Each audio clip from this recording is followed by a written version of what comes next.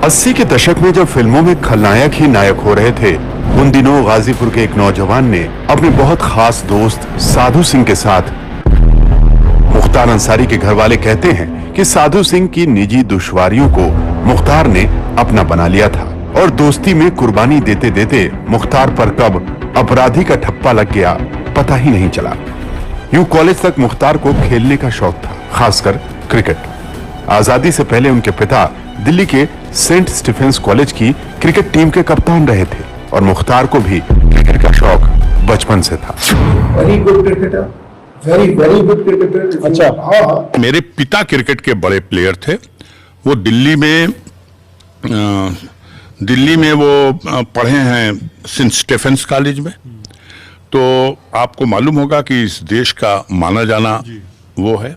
और वहाँ उस समय वो 1938 में क्रिकेट टीम के भी कैप्टन थे और हॉकी टीम के भी कैप्टन थे।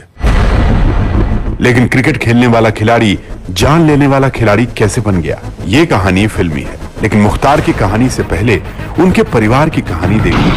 दादा मुख्तार अहमद अंसारी गांधी जी के करीबी और कांग्रेस के अध्यक्ष रहे थे। नाना ब्रिगेडियर मोहम्मद उस्मान को 1947 की लड़ाई में शहादत के लिए महावीर चक्र से नवाजा गया था।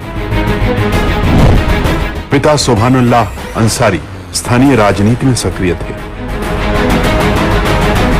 जबकि भारत के पूर्व उपराष्ट्रपति हामिद अंसारी रिश्ते में मुख्तार अंसारी के चाचा हैं। लेकिन मुख्तार अंसारी की कहानी में अपराध की दुनिया का हीरो बनना लिखा था।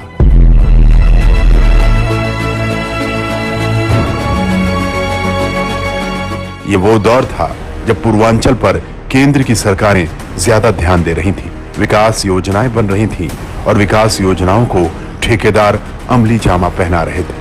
ठेका उसी का होता था जिसके पास ताकत होती थी। मुख्तार को ताकत और पैसे का चस्का लग चुका था। रसूख परिवार के पास पैसा पहले से था। 1988 में मंडी परिषद की ठेकेदारी को लेकर ठेकेदार सच्चिदानंद राय की हत्या हुई और नाम आया मुख्तार। सच्चिदानंद राय एक और बाहुबली ब्रजेश सिंह का करीबी था, तो मुख्तार और ब्रजेश के बीच दुश्मनी का बीज पड़ चुका था। यह दुश्मनी अलग अलग मौकों पर गहरी होती रही। इस बीच 1991 में एक बार मुख्तार को पुलिस ने हिरासत में लिया, लेकिन 2 पुलिस वालों को गोली लगी और मुख्तार फरार हो गया। मुख्तार पर तब एक विधायक बनने की जिद सवार हो चुकी थी।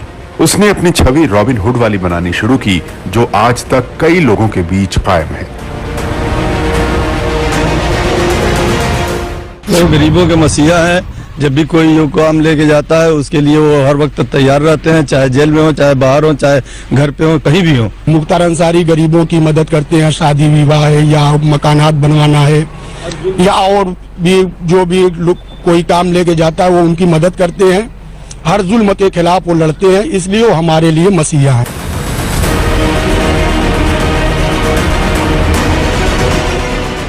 उन्नीस के बाद के हालात में बीजेपी को छोड़कर बाकी दलों को ऐसे प्रभावी मुस्लिम नेताओं की तलाश रहती थी जो अल्पसंख्यक वोटों को अपनी तरफ कर सके।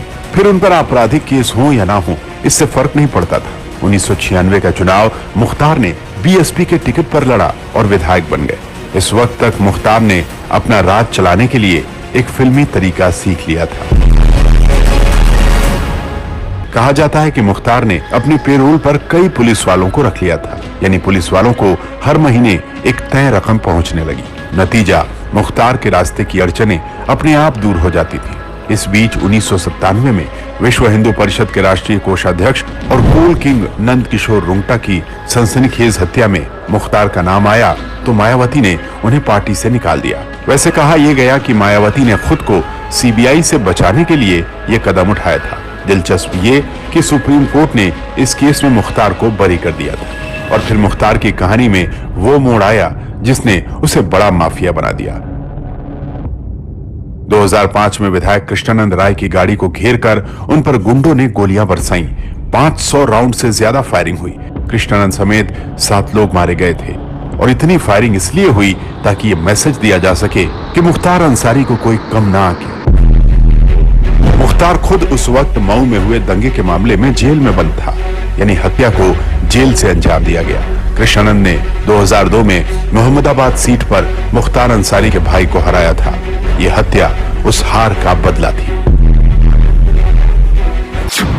मुख्तार ने 1996, 2002, 2007, 2012 और फिर 2017 में भी मऊ से जीत हासिल की थी। इसमें से करीब 3 चुनाव उसने देश की अलग अलग जेलों में बंद रहते हुए लड़े और जेल में रहते हुए मुख्तार की तूती कैसे बोलती थी, ये बांदा जेल के जेलर की कहानी सुनकर समझा जा सकता है।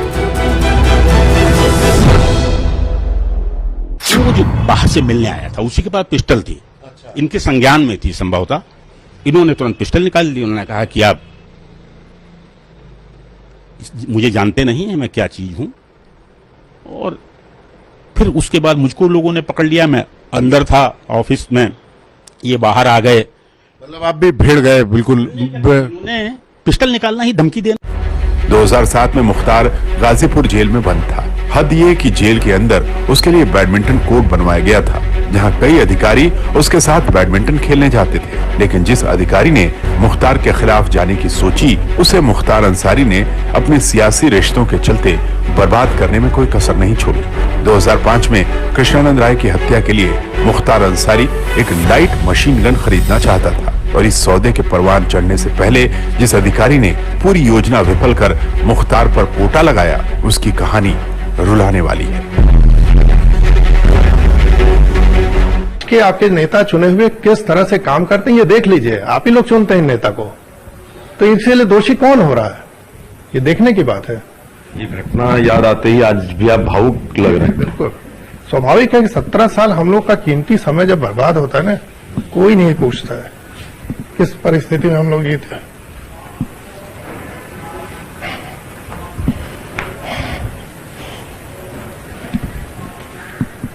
नौकरी छोड़ने का दर्द, नौकरी छोड़ने का नहीं दर्द, लेकिन कैसी परिस्थिति हम लोग जीते हैं, परिवार हम लोग जानते हैं किस तरह से जान बची उनकी। दरअसल मुख्तार अंसारी भले अरसे से जेल में बंद है, लेकिन ना तो चुनाव लड़ने के लिए जरूरी मशीनरी में कोई कमी आई, ना उसकी ताकत में। सियासी दलों से दोस्ती और अदावत का खेल चलता रहा। 2009 में मुख्तार अंसारी बीएसपी के टिकट पर बनारस से लोकसभा चुनाव लड़ा। मुरली मनोहर जोशी जीत तो गए, लेकिन सिर्फ 17,000 वोटों से। फिर कुछ खबरें आईं तो मायावती ने उसे पार्टी से निकाल दिया। मुख्तार अंसारी ने बड़े भाई के साथ कौमी एकता दल बना लिया।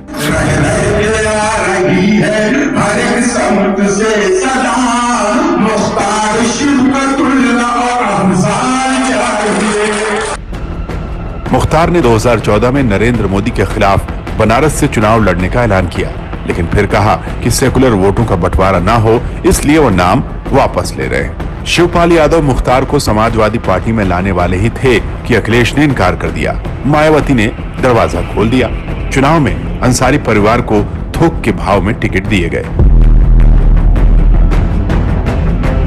कुछ सीटों पर टिकट भी फाइनल कर दिए गए हैं, जिसके तहत मऊ सदर विधानसभा की सीट से वर्तमान सिटिंग एमएलए मुख्तार अंसारी को टिकट दिया जा रहा है और साथ ही घोसी की सीट से अब्बास अंसारी को, जो इंटरनेशनल खिलाड़ी हैं, जिन्होंने 2 बार राष्ट्रीय गोल्ड मेडल भी प्राप्त किया है, इनको भी टिकट दिया जा रहा है।